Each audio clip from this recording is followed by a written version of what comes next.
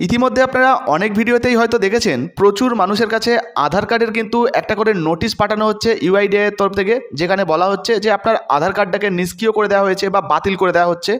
অনেকে দাবি করছেন যে নাগরিকত্বের প্রমাণের অভাবে অনেকের আধার কার্ডকে বাতিল করে দেওয়া হচ্ছে। আবার অনেকে বলতে চাইছেন যে ডকুমেন্ট আপডেটের অভাবে কিন্তু যারা যারা ডকুমেন্ট আপডেট করেননি সেই সমস্ত ডকুমেন্ট আপডেট না করার কারণেও অনেকের আধার কার্ড বাতিল করে দেওয়া হচ্ছে, যার জন্য কিন্তু ইউআইডিআই এর তরফ থেকে নোটিশ পাঠানো হচ্ছে। তো সত্যি ইউআইডিআই এর তরফ থেকে এই ধরনের কোনো নোটিশ পাঠানো হচ্ছে কিনা, বিশেষত রাঁচির অফিস থেকে, আজকে এক এক করে আপনাদেরকে জানাবো। তাছাড়া আমরা ইউআইডিআই এর হেল্পলাইন নাম্বারে ফোন করে আধিকারিকদের সঙ্গে কথাও বলেছি। আমরা ওনাদের সঙ্গে কথা বলে এটাও জেনেছি যে সত্যি এই ধরনের কোনো নোটিশ পাঠানো হচ্ছে কিনা, বা যদি পাঠানো হয় কেন পাঠানো হচ্ছে, সমস্ত কিছু এক এক করে আপনাদেরকে শোনাবো, কল রেকর্ডিংও শোনাবো, এবং যদি পাঠানো হয় সেক্ষেত্রে আপনাকে কী করতে হবে সেটাও জানাবো। তাই ভিডিওটা একটু স্কিপ না করে পুরোটা দেখুন। আপনি যদি আমাদের চ্যানেলে নতুন আসেন অবশ্যই চ্যানেলটিকে সাবস্ক্রাইব করে পাশের বেল ঘন্টিটাকে বাজিয়ে দেবেন।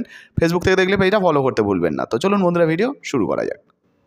তো বন্ধুরা, ইতিমধ্যে আধার কার্ডকে বাতিল করা নিয়ে একটি করে নোটিশ পাঠানো হচ্ছে ইউআইডিআই এর তরফ থেকে, এমনই খবর কিন্তু চারিদিকে ছড়িয়ে পড়েছে। আর এর সত্যতা যাচাই করার জন্য ইতিমধ্যে কিন্তু আমরা ইউআইডিআই এর যে হেল্পলাইন নাম্বার সেখানে ফোন করেছিলাম। আমরা জানতে চেয়েছিলাম যে বর্তমানে সত্যি কি এমন কোনো নোটিশ পাঠানো হচ্ছে যেখানে আধার কার্ডকে বাতিল করে দেওয়া হচ্ছে, আর যদি পাঠানো হয় তাহলে কাদের বাতিল করার জন্য এই নোটিশ পাঠানো হচ্ছে, কোন কোন কারণে বাতিল হতে পারে, এই বিষয়ে কী কী জানানো হয়েছে। তো আধিকারিকদের সঙ্গে কথা বলে আমরা যে সমস্ত তথ্য জানতে পেরেছি তার কল রেকর্ডিং সরাসরি আপনাদেরকে শোনাবো, একটু সময় নষ্ট করব না। তাছাড়া আপনাদেরকে জানাবো যে বর্তমানে কোন কোন কারণে বাতিল হতে পারে বা ডিঅ্যাক্টিভেট হতে পারে, যদি ডিঅ্যাক্টিভেট হয় আপনাকে কি করতে হবে। চলুন সর্বপ্রথম আপনাদেরকে কল রেকর্ডিংটা একটু শুনিয়ে দিই। आधार संपर्क केंद्र में आपका स्वागत है। নমস্কার, আধার সম্পর্ক কেন্দ্রে আপনাকে স্বাগত। আমি আপনাকে কিভাবে সাহায্য করতে পারি? হ্যাঁ নমস্কার ম্যাম, আমার নাম অ্যাকচুয়াল ম্যাম, আমি আধার কার্ডের একটু বিষয়ে জানতে চাইছিলাম। এই দু একদিন ধরে দেখছি যে অনেক ভিডিওতে আসছে আধার কার্ড বাতিলের জন্য একটা করে নোটিশ পাঠানো হচ্ছে। তো এই বিষয়ে ম্যামের যদি কোনো ইনফরমেশন থাকে একটু ডিটেলস বলবেন। অবশ্যই স্যার, আপনার অসুবিধার জন্য দুঃখিত। নিশ্চয়ই তখন সাহায্য করা হবে। আমি জানতে পারি রিজিওনাল অফিস থেকে কি কোনো রকম আপনার কাছে এসএমএস বা চিঠি এসেছে ডিঅ্যাক্টিভ হয়ে গেছে আপনার আধার? না ম্যাম, এই মুহূর্তে আমার তো আসেনি, কিন্তু আমার একটা বন্ধুর আর কি এসেছিল, ও ফোন করে আমাকে বলছিল আর কি।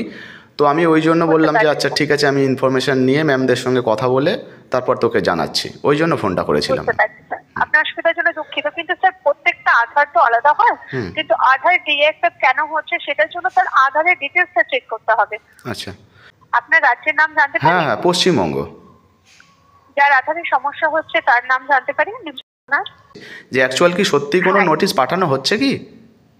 হ্যাঁ, সবার কাছে পাঠানো হচ্ছে স্যার, একবার আধারের নিয়ম অনুসারে রিজিওনাল অফিস থেকে, রাঁচি অফিস থেকে সবার কাছে এই চিঠিটা পাঠানো হচ্ছে।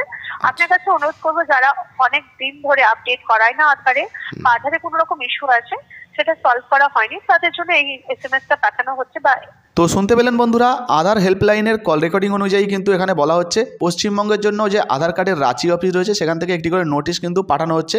তবে সবাইকে যে পাঠানো হচ্ছে এমনটা নয়। এখানে বলা হয়েছে, হ্যাঁ আরও একটা বিষয় আপনাদেরকে জানিয়ে দিই, যে নাগরিকত্ব প্রমাণ করার জন্যই যে এই আধার কার্ড ডিঅ্যাক্টিভেট করে দেওয়া হচ্ছে এটাও কিন্তু নয়।